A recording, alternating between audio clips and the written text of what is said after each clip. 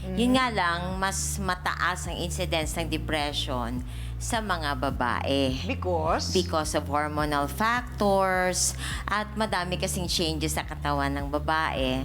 Pero ang nakakatakot din kasi pag ang lalaki ang malungkot, ang problema ay sila ang mas mataas ang incidence ng suicide. Suicide, mga lalaki. Oo, tinututuon nila. Okay, paano natin malalaman, Doc, kung depression na talaga, clinical depression, na kailangan na ng gamot?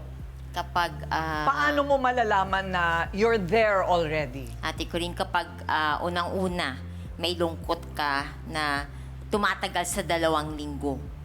Pangalawa, wala ka ng interes.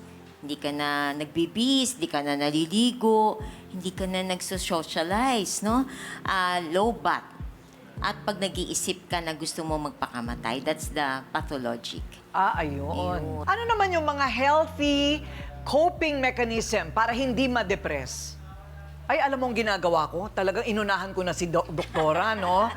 Alam mo, hindi ako nagkakape kaagad. Lumalabas ako, nagpapaaraw ako kaagad. Yes. Oo. Vitamin D, sunshine. Sunshine. Makakatulong yan to Naglalakad. make you happy. Saka kung kaya mong gawin yung dati mong ginagawa, like fixing yung mga kung ano man sa bahay, kailangan maging occupied yung ating isip. Dapat no dull moments. Kung gusto mo mag-focus sa anak mo, go ahead.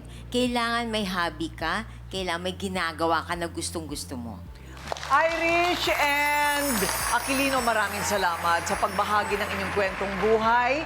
Doktora Arsena, baka may tanong pa si Irish, may kwarto kami dyan para sa libreng konsultasyon.